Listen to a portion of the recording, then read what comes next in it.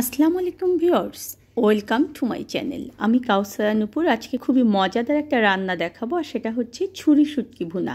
অন্যান্য যে কোনো রকমের ছুরি শুটকি ভুনা এতদিন যে করেছেন তার চেয়ে এটা সম্পূর্ণ ভিন্ন রকম এবং সম্পূর্ণ ভিন্ন টেস্টযুক্ত।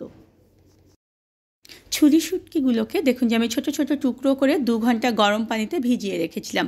এটা কিন্তু অনেকটা নরম হয়ে গিয়েছে। এখন ঠান্ডা পানি চেঞ্জ করে করে 7 থেকে 8 বারে এটাকে আমি ধুয়ে নেব। চুলায় ভালো করে দেখুন যে কড়াইটাকে গরম করে নিয়ে সেখানে আমি 2 টেবিল চামচের মতো সরিষার তেল দিয়ে দিচ্ছি। এর বদলে আপনারা কিন্তু এখানে সয়াবিন তেলটাও ব্যবহার করতে পারবেন, তবে সরিষার তেল দিয়ে ছুরি শুটকি রান্না করে খেয়ে দেখবেন যে কতটা টেস্ট। এখন এখানে আমি হাফ চা চামচের মতো লবণ দিয়ে দিচ্ছি, আর হাফ চা চামচ পরিমাণ আমি এখানে হলুদের গুঁড়ো দিয়ে জাস্ট এভাবে তেলের উপরে একটু নেড়ে নিলাম। নিয়ে আমি যে ধুয়ে রেখেছিলাম শুটকিগুলো, সেই শুটকিগুলো আমি 3 থেকে 4 মিনিট ধরে মাঝারি লো আঁচে একদম সুন্দর করে ভেজে নেব।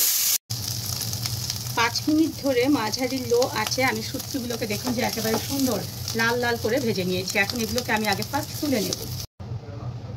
এখন এই কড়াইয়ের মধ্যে দেখুন যে 1/4 কাপ পরিমাণ সরিষার তেল আমি দিয়ে দিলাম, আর এখানে আমি দিয়ে দেবো হাফ কাপ পরিমাণ পেঁয়াজ কুচি। একেবারে হালকা ব্রাউন করে আগে পেঁয়াজ কুচিগুলোকে ভেজে তারপরে ফিরে আসছি। দেখুন পেঁয়াজগুলো যখন এরকম হালকা ব্রাউন হয়ে যাবে তখন এর মধ্যে আমি দিয়ে দেব হচ্ছে শুকনো মরিচের গুঁড়ো। শুকনো মরিচের গুঁড়ো এবং হলুদ যদি তেলের মধ্যে দেওয়া যায় তাহলে দেখবেন যে এর রঙটা সুন্দর হবে। এখন আমি এখানে দেখুন যে 1 টেবিল চামচ পরিমাণ শুকনো মরিচের গুঁড়ো দিয়ে দিলাম, আর 1 চা চামচ পরিমাণ হলুদ গুঁড়ো দিয়ে দিলাম। এই যে মেজারমেন্টগুলো বলছি এগুলো কিন্তু আপনার কতটুকু শুটকি তার উপরে ডিপেন্ড করবে। এখন এর মধ্যে আমি দিয়ে দেবো 3 টেবিল চামচ পরিমাণ পেঁয়াজ বাটা। পেঁয়াজ বাটা যখন দেওয়া হয় কোনো তরকারিতে তখন দেখবেন যে গ্রেভিটা অনেক অনেক সুন্দর হবে। আর মশলা কষানোর সময় সবসময় মনে রাখবেন যে চুলার আঁচ অবশ্যই কমিয়ে দিয়ে মশলা কষাতে হবে। আমি 1 চা চামচ পরিমাণ এখানে দেখুন যে ধনিয়ার গুঁড়া দিয়ে দিলাম, 1 চা চামচ এখানে আমি জিরার গুঁড়া দিয়ে দিলাম, আর 1 টেবিল চামচ পরিমাণ আমি দিয়ে দেবো হচ্ছে আদা বাটা, এবং 1 টেবিল চামচ পরিমাণ আমি এখানে দিয়ে দেবো রসুন বাটা। মশলাটা অবশ্যই শুটকিতে একটু বেশি করে দিতে হবে, তাহলে দেখবেন যে সেই শুটকিটা খেতে অনেক ভালো লাগবে। আর ভুনা করা হয় যখন শুটকিটা তখন কিন্তু মশলার পরিমাণটা এমনিতেই একটু বেশি দিতে হয়। এখন জাস্ট 1 মিনিট আমি তেলের উপরে মশলাগুলোকে এভাবে অল্প আঁচে একটু ভাজবো। এভাবে অল্প একটু সময় যখন তেলের উপরে মশলা ভেজে নেওয়া হয় তখন মশলার যে কাঁচা গন্ধটা সেটা কিন্তু চলে যায়। এখন হাফ কাপ পরিমাণ পানি দিয়ে দেবো আমি এই মশলার মধ্যে, যাতে করে মশলাটা কষানো হয়। আর লবণের ব্যবহার কিন্তু অবশ্যই চেষ্টা করবেন যে প্রথম অল্প করে দিতে, তারপরে আপনারা আপনাদের লবণটা চেখে দেখে লবণ অ্যাড করবেন। আমি এখানে 1 চা চামচের মতো দিয়ে দিলাম, পরবর্তীতে লবণ চেখে আমি দেবো। এখন মশলাটাকে সুন্দর করে আগে কষিয়ে নেব। মশলাটা দেখুন যে খুব সুন্দর করে কষিয়ে নিয়েছি। এখন ভেজে রাখা যে শুটকিগুলো সেগুলোকে দিয়ে এটাকেও আমি 2 মিনিট ধরে মাঝারি লো আছে একটু কষিয়ে নেব।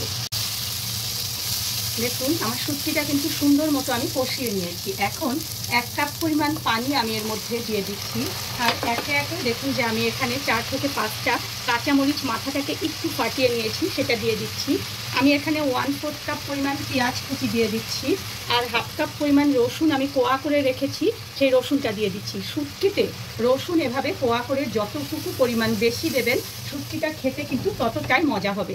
আর আমার চ্যানেলে দেখবেন যে জাদুকরি 3 মশলা রয়েছে, সেই জাদুকরি 3 মশলার মধ্যে যে গরম মশলা রয়েছে সেখান থেকে আমি 1 চা চামচ পরিমাণ গরম মশলা এর মধ্যে দিয়ে মাঝারি লো আঁচে এটাকে এখন আমি ঢেকে রাখবো। তারপরে আমি ফিরে আসবো। 3-4 মিনিট হওয়ার পরে দেখুন যে কত সুন্দর চলে এসেছে তরকারির কালার। আর অবশ্যই কিন্তু এভাবে মাঝে মাঝে আমাদেরকে নেড়ে চেড়ে দিতে হবে। আর এই সময়টা যখন দেখবেন যে পানি অনেকটা কমে এসেছে তখন কিন্তু চুলার আঁচটাকে আরও কমিয়ে দিয়ে একেবারে ধিমা আঁচে করে রেখে দিতে হবে। যখন দেখবেন যে এরকম একদম সুন্দর গামাখা গামাখা হয়ে গিয়েছে এই সময়টা একটু চেক করে নেবেন যে আপনার শুটকিগুলো সুন্দর সিদ্ধ হয়েছে কিনা। দেখুন শুটকিগুলো সুন্দর সিদ্ধ হয়ে গিয়েছে, খুব জোরে কিন্তু এখন আর নাড়া যাবে না, তাহলে কিন্তু শুটকিগুলো একদম ভেঙে যাবে।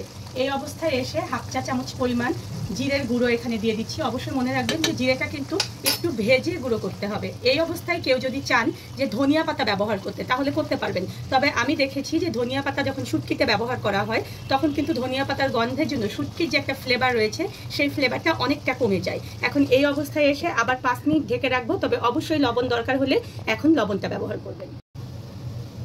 ফিরে এলাম ঠিক 5 মিনিট পরে। দেখুন যে শুটকি থেকে তেলগুলো কিন্তু একদম উপরে উঠে এসেছে, আর শুটকির কালারটা দেখুন যে কতটা সুন্দর হয়েছে, দেখেছেন? এখন ঠিক এভাবে নেড়েচেড়ে আমি দেখাচ্ছি যে শুটকিটা ঠিক কেমন হবে। এরকম ঠিক গামাখা গামাখা কষানো একটা ভাব হবে। এই অবস্থায় আমার রান্না কিন্তু একদম শেষ। আমি এখন এটাকে ঢেকে রেখে 5 মিনিট পরে পরিবেশন করব, আর চুলাটাকে বন্ধ করে দিলাম। গরম ভাতের সঙ্গে এই ছুরি শুটকির রান্নাটা করে খেয়ে দেখবেন যে আগে অন্যান্য যে কোনো রান্না যে করেছেন শুটকির, তার চেয়ে এই রান্নাটা একটু অন্যরকম এবং বেশি মজাদার।